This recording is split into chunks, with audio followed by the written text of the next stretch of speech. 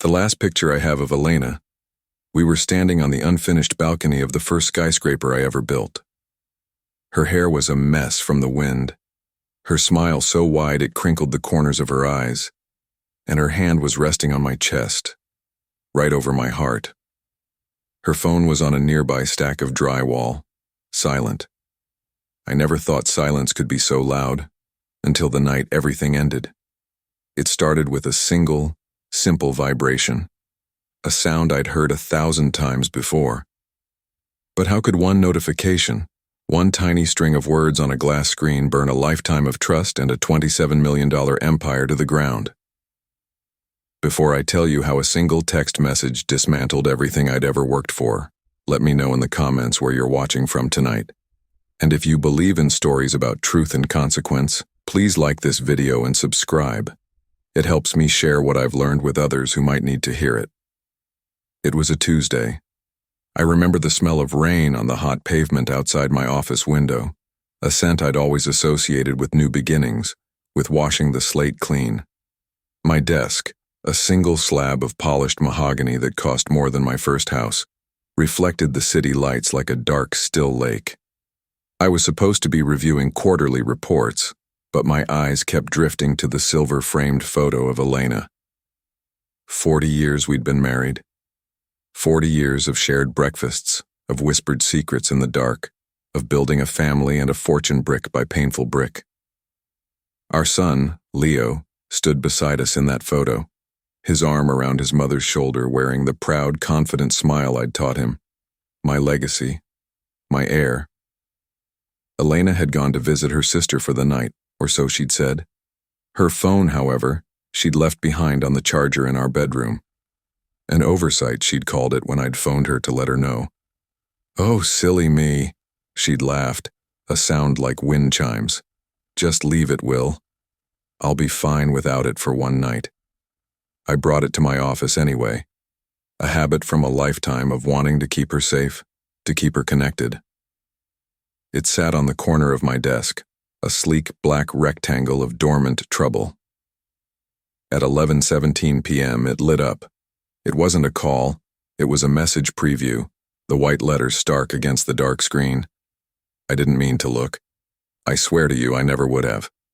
But my gaze was already there, and the name on the screen wasn't her sister's. It was Leo, my son. My heart warmed for a second. It was late.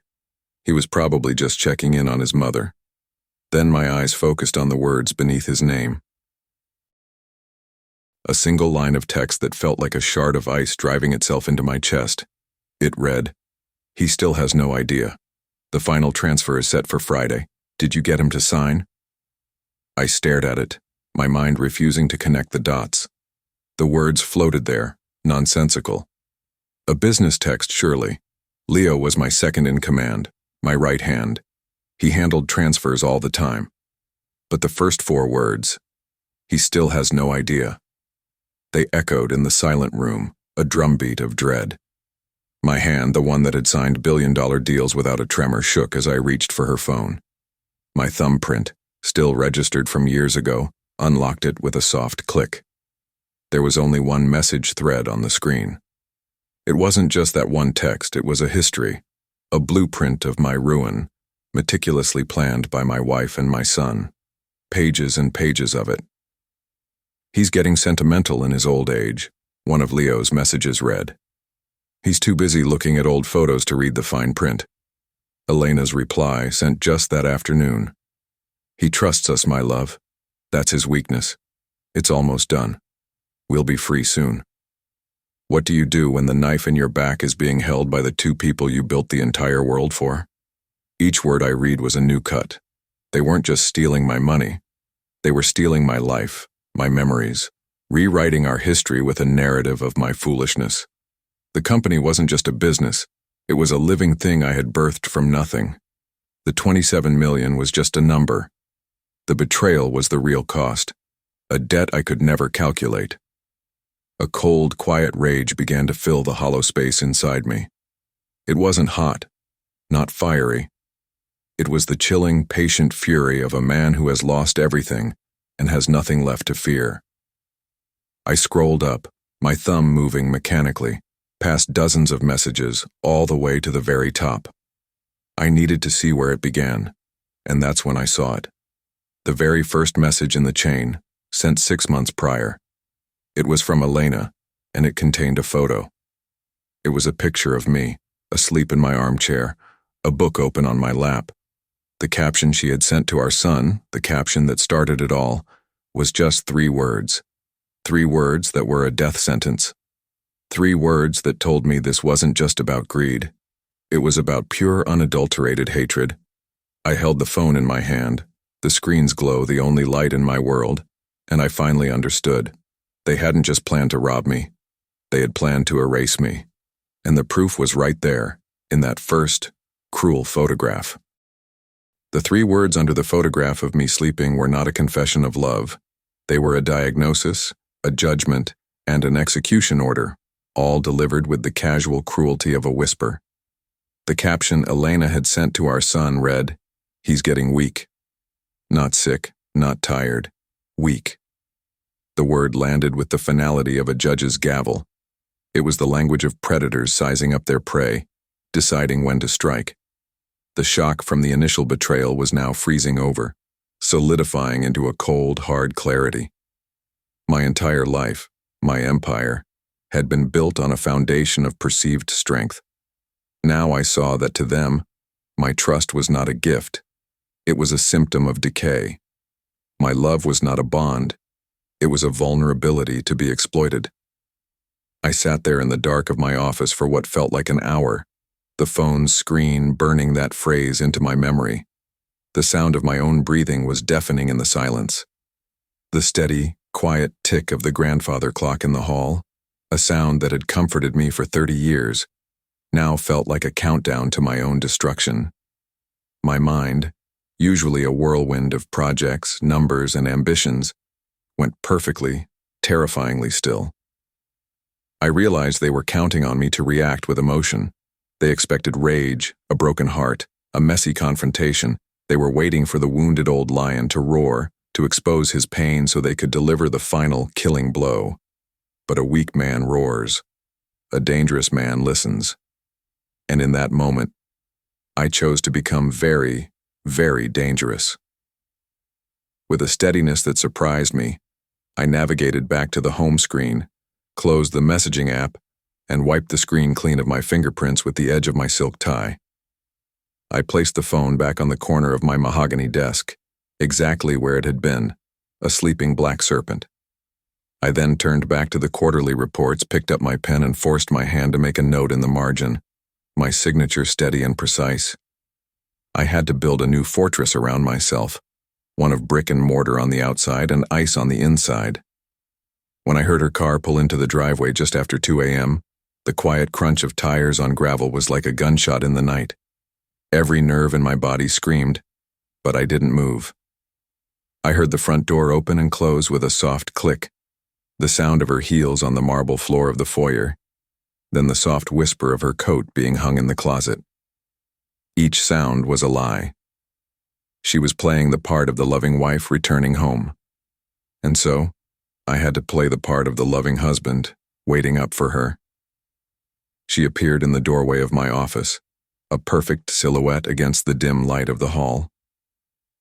"Will, you're still up?" Her voice was a symphony of feigned concern, each note perfectly pitched. "Couldn't sleep," I said, not looking up from my papers.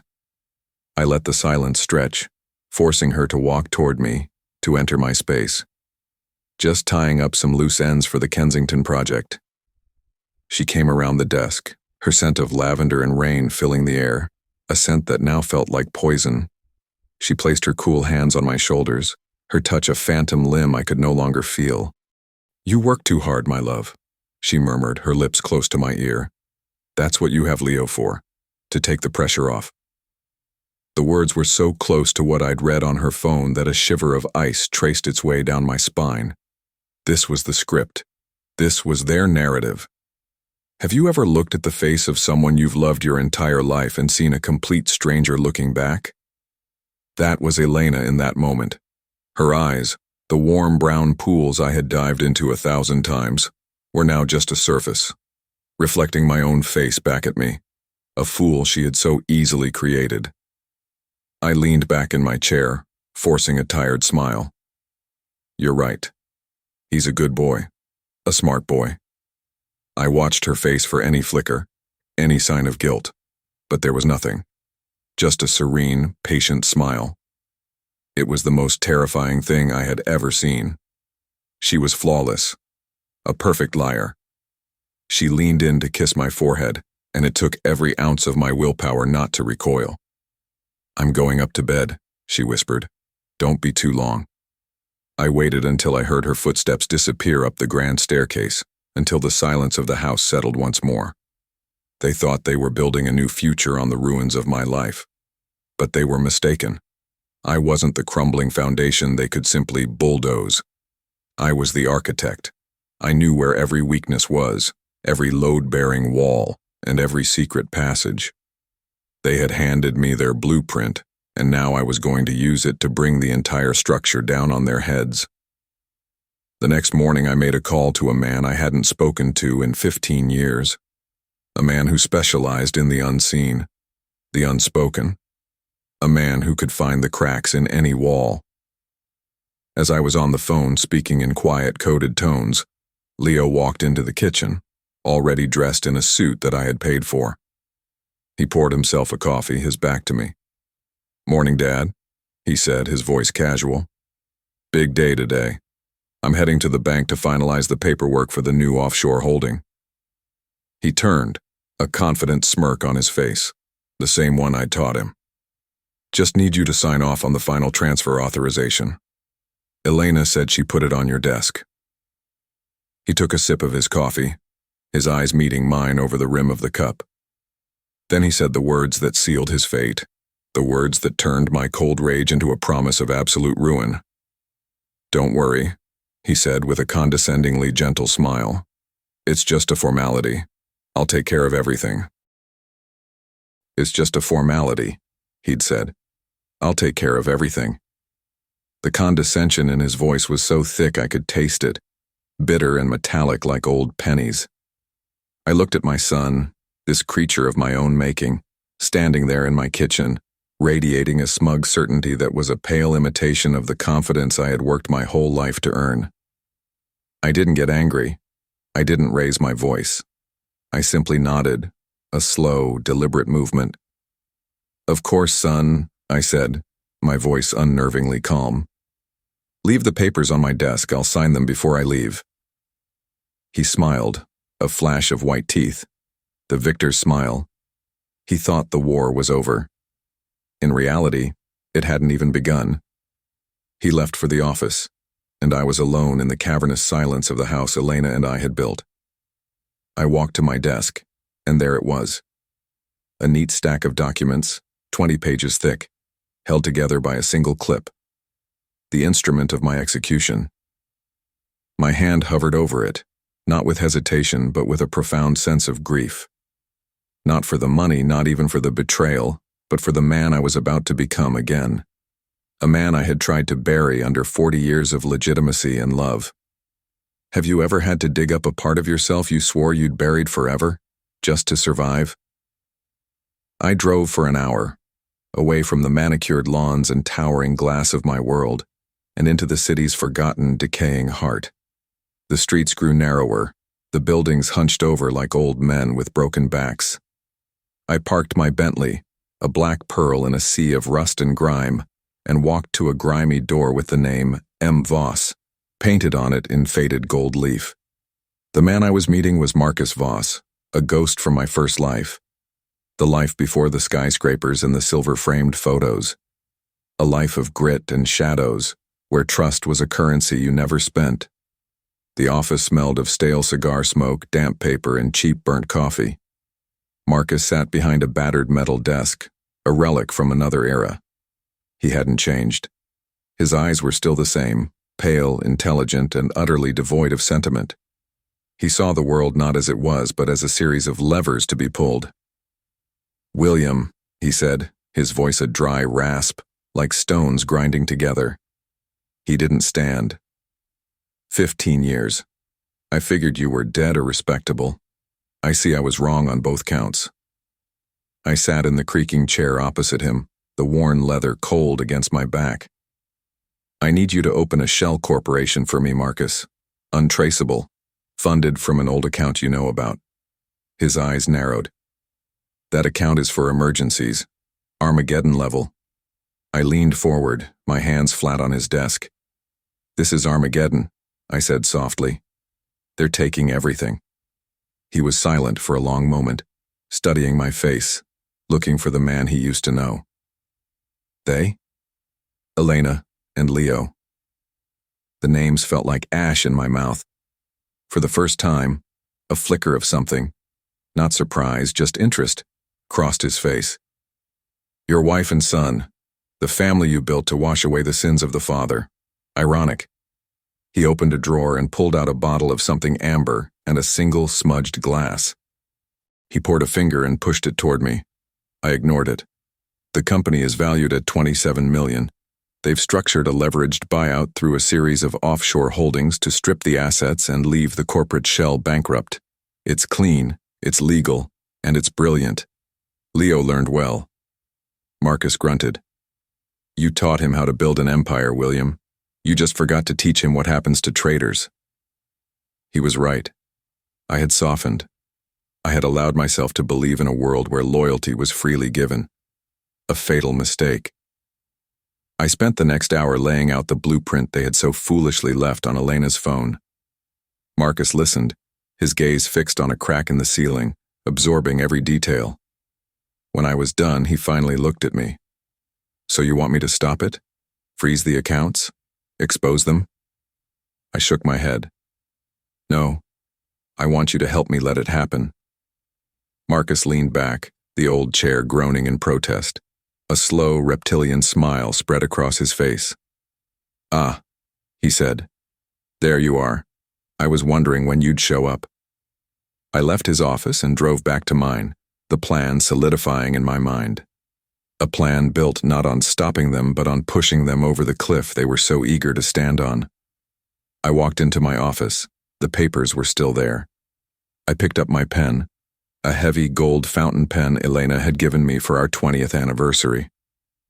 Its weight felt obscene now. I uncapped it, the click echoing in the silent room. I signed the last page. My signature, a bold, familiar scrawl, looked like a scar on the paper. I signed away my company. I signed away my fortune. I signed away my life as William Thorne, the respectable titan of industry. And as the ink dried, I felt a strange, liberating calm. They thought they had me cornered, with no way out. Most people never see the hidden exit. Subscribe if you want to be the kind of person who always finds one. A few hours later, Leo entered my office without knocking. He saw the signed document on the desk, and his face broke into a triumphant, barely concealed grin. All done, Dad? He asked, his voice dripping with false concern. Good. You should rest. You look tired. I pushed the stack of papers across the polished mahogany toward him. It's all yours, son, I said, my voice even. You've earned it. He picked it up, holding it like a trophy. He held the legal instrument of my complete and utter ruin. He was so blinded by his victory, so sure of my weakness, that he couldn't see the truth. He looked at my signature on the last page, a simple confirmation of his power. But he was wrong. It wasn't a signature. It was a trigger. And in a sealed envelope, sitting in Marcus Voss's dusty, forgotten office, was the bullet it had just fired. That night, Elena made my favorite dinner. Pot roast, slow-cooked for hours, the scent of rosemary and garlic filling the house like a memory of happier times. It was a performance of domestic bliss, a carefully staged scene to celebrate a victory I wasn't supposed to know she'd won. She set the table with the good china, the plates we only used for anniversaries and Christmas, their delicate gold rims gleaming in the candlelight. She hummed a little tune as she moved around the kitchen, a song from the year we were married. The quiet dread that had been a low hum in my chest for days sharpened into a piercing note. Every gesture, every familiar comfort, was now an act of profound psychological warfare. Do you think a lie is more painful when it's wrapped in a beautiful memory? She called me to the table, her smile as warm and inviting as a hearth fire. "To a new chapter," she said, raising her wine glass. Her eyes met mine, and in them I saw a flicker of something I hadn't expected. Pity. She pitied me. The fool. The old man she had so easily outmaneuvered. I raised my own glass, the heavy crystal cool against my fingers. "To a new chapter," I echoed, my voice a hollow thing. We ate in a silence punctuated by the clinking of silverware against porcelain. She spoke of trivial things, the garden, a friend's new grandchild, a vacation she wanted to take. "Maybe we could finally go to Greece, Will," she said, her voice wistful. "Just the two of us. Get away from all the stress of the business." The audacity was breathtaking. She was planning to spend my money on a trip to celebrate my destruction. I just nodded, playing my part, the defeated husband, the weak man. After dinner, she went upstairs to run a bath. I stayed in the dining room, surrounded by the ghosts of 1,000 shared meals. The rage I had been suppressing, the cold, patient fury, was beginning to thaw, threatening to boil over. It was the little things that were the cruelest. The way she'd placed a hand on my arm, the feigned concern in her eyes. The scent of a meal I once loved, now turning to ash in my stomach. I walked back to my office and closed the door. On my desk was a single plain manila envelope, delivered by a courier from Marcus an hour earlier. It had no return address. My hands felt steady as I broke the seal. Inside was not a legal document or a bank statement. It was a single glossy photograph. It was a picture of a man I didn't know, a handsome, smiling man about my age, with silver hair and a confident posture. He was standing on a sun-drenched terrace overlooking the ocean, a wine glass in his hand. Standing next to him, her arm linked through his, her head resting on his shoulder with an intimacy that was unmistakable, was Elena. She was wearing the same dress she'd worn to our last anniversary dinner. The date stamp in the corner of the photo was from 3 months ago, during a week she had supposedly spent at a health spa in California. It wasn't just about the money. It was never just about the money. I had been replaced, not just as a CEO, but as a husband. My entire life with her wasn't just ending. It was being retroactively erased, exposed as a fraud. The $27 million was a severance package. Leo wasn't just a greedy son. He was an accomplice, helping his mother clear the way for her new life by demolishing his father's. The quiet dread was gone. The cold fury was gone. In their place was a vast, empty calm. A clarity that only comes when you've hit the absolute bottom and realize there is nowhere left to fall. This wasn't a business transaction anymore. This was an extermination. They weren't just taking my company. They were trying to take my name, my history, my very identity. They believed they had left me with nothing. But a man with nothing is the most dangerous man in the world, because he has absolutely nothing left to lose. I looked at the photograph again, at the face of the man who was meant to be my replacement.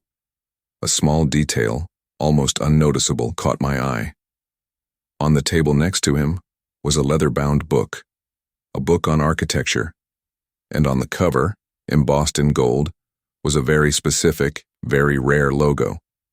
It was the insignia of a small, exclusive firm that had been our company's biggest rival for a decade. A firm run by a man named Julian Croft, a ruthless competitor I had nearly driven into bankruptcy 5 years prior.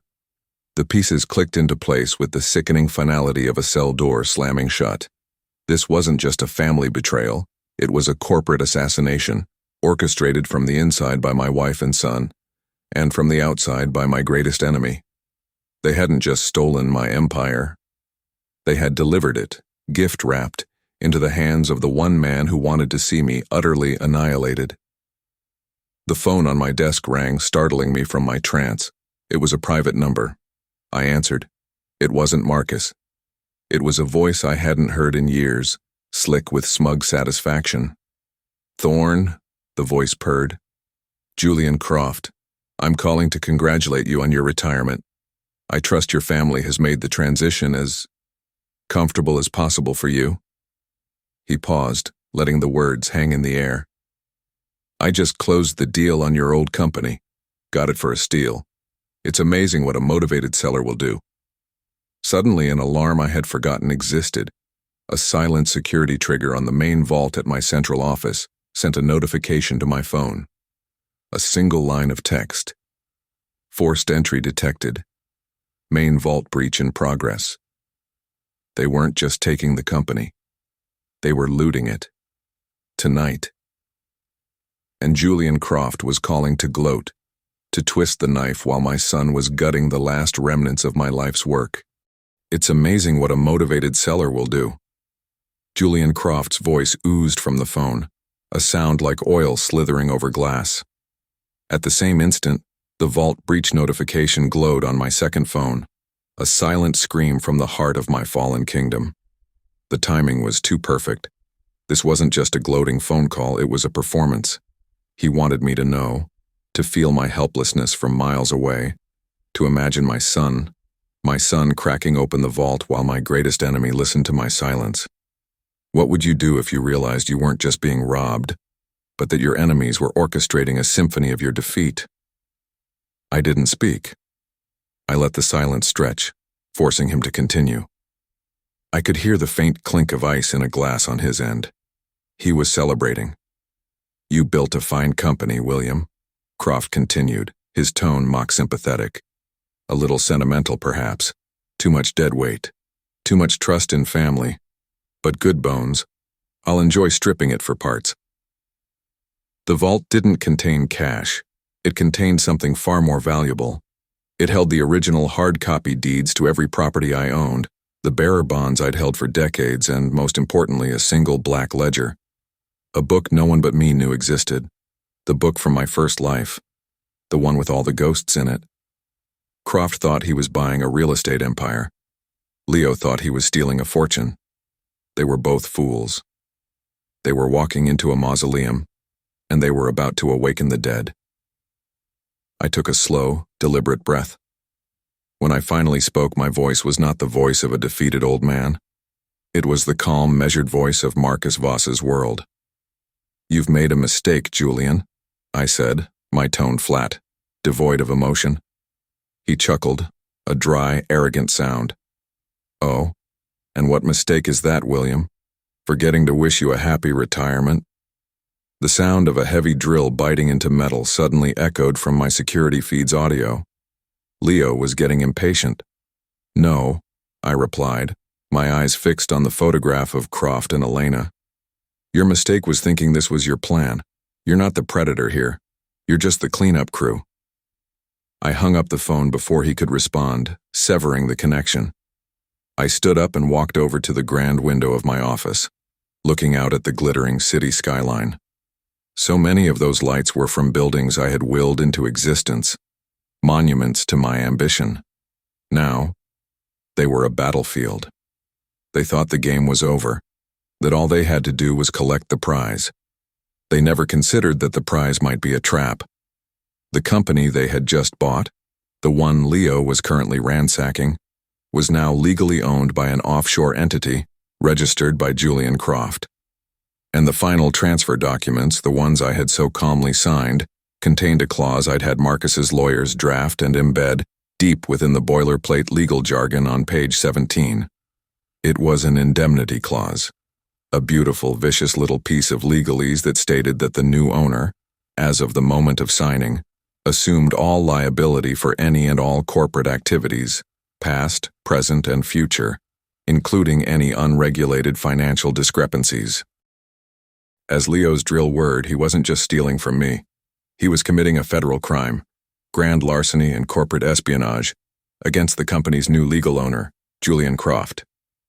My son was stealing from his mother's lover, and I had a live audio recording of Julian Croft gloating about his acquisition of the company just moments before the vault was breached.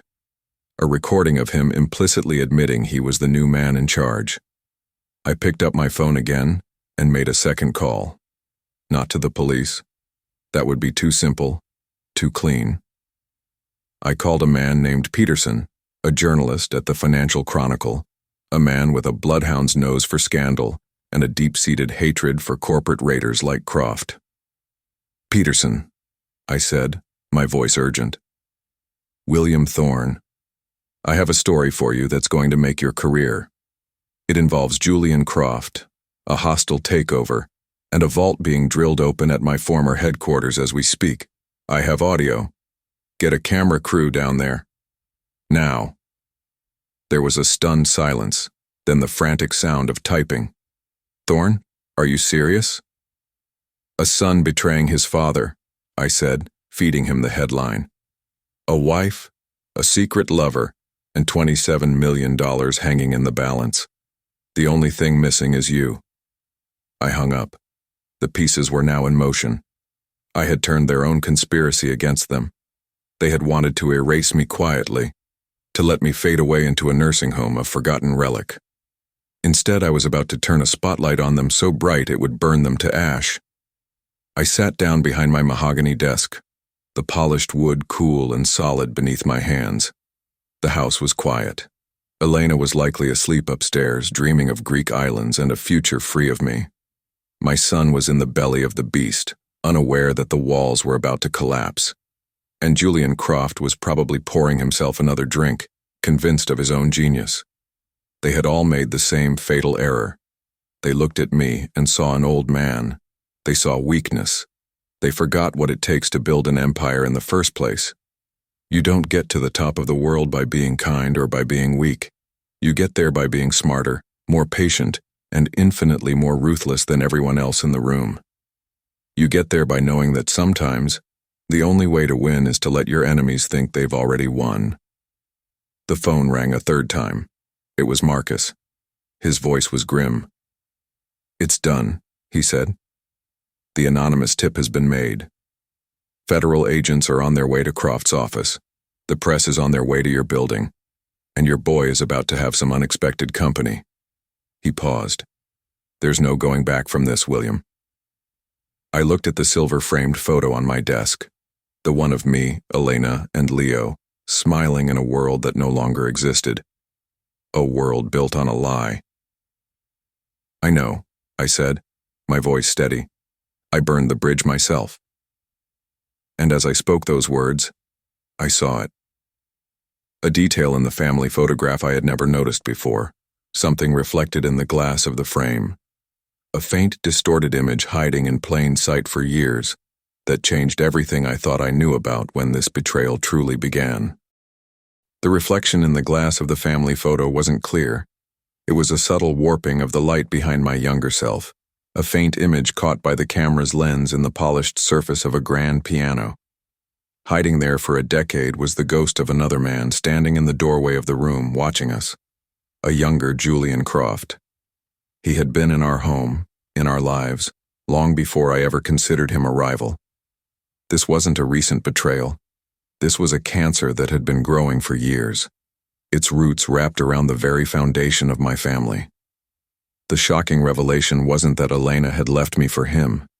It was that she had, perhaps, never truly been with me at all. Our life, our son, our empire, was it all just a long con? A patient, meticulous demolition planned from the very beginning? My grief, my rage, they evaporated, replaced by a profound, chilling emptiness. I wasn't just a victim of a crime. I was the architect of my own prison, a fool who had handed his enemies the bricks and mortar to build it around him. At that exact moment, my phone buzzed with a link from Marcus. It was a live news feed. A reporter stood in the glare of camera lights shouting over the rising symphony of sirens. Behind him, the lobby of my former headquarters was swarming with federal agents. The headline scrolling at the bottom of the screen read, "Corporate raider Julian Croft implicated in hostile takeover embezzlement scheme." Then the camera panned to two figures being led out of the building in handcuffs. The first was Julian Croft, his face a mask of disbelief and fury, shouting about a setup. The second, walking a few feet behind him, was my son Leo. His face was pale, his confident smirk gone, replaced by the terrified, bewildered look of a boy who had just realized the game was real. He looked directly at the camera, his eyes searching as if he was looking for me. The reporter's voice cut through the chaos. We are now getting reports that the key evidence may have been supplied by an anonymous source, possibly the company's founder, William Thorne, who was recently forced out in the takeover. The camera zoomed in on Leo's face as he heard my name. The confusion in his eyes curdled into a dawning, horrified understanding. He knew. He finally knew that the weak old man he and his mother had so easily dismissed had been the one to pull the strings all along. I watched, dispassionate, as my son was placed in the back of a federal vehicle. I felt nothing. No satisfaction, no pain. Just the quiet finality of a door closing forever. I switched off the feed. It was over. The empire was in ruins, but it was no longer mine to mourn. Croft would be buried under lawsuits and federal charges, his reputation destroyed. Leo would face the consequences of his actions, a pawn sacrificed in a game he never truly understood. And Elena? Elena would have nothing. Her lover disgraced, her son imprisoned, her fortune seized as evidence. They had tried to erase me, and instead I had erased them. The next morning, a black car I didn't recognize pulled into my driveway. A woman in a sharp business suit got out, holding a briefcase. She introduced herself as an associate from a firm I'd never heard of. "Mr. Thorne," she said, her voice professional but not unkind. "I'm here on behalf of our client. They have purchased the controlling assets of your former company from federal receivership." I stared at her, confused. "That's impossible. It's a legal mess. It'll be tied up in courts for years." She smiled faintly. "Our client has considerable resources. They were able to expedite the process. They acquired the entire portfolio for pennies on the dollar." She opened her briefcase and laid a single document on my mahogany desk. It was a deed. The new deed to my company, my life's work.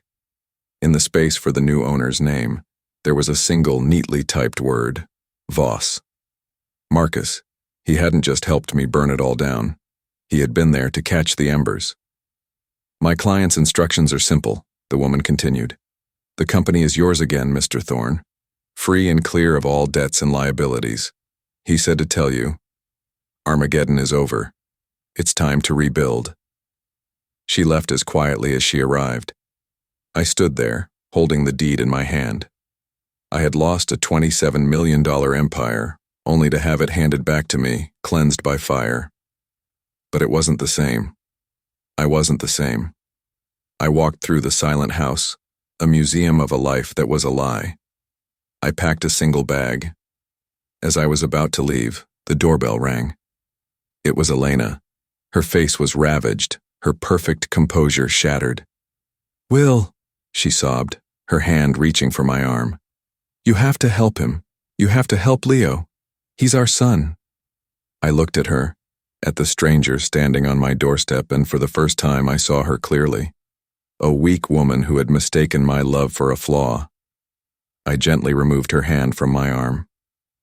"He stopped being my son the day he chose to help you bury his father," I said, my voice quiet but absolute. "You both made your choices. Now you have to live with them."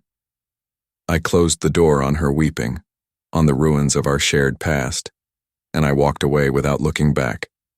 The moral of this story is not about revenge. It's about strength. True strength isn't about how much you can build. It's about what you're willing to destroy to protect what is real. They thought my love for my family was my greatest weakness. They were wrong. It was the source of my power. But when that love was betrayed, that power didn't vanish. It simply changed its form. Now I want to ask you, what do you believe is a person's greatest strength? Is it their love, their ambition, or their ability to survive when everything is taken from them? Let me know your thoughts in the comments below.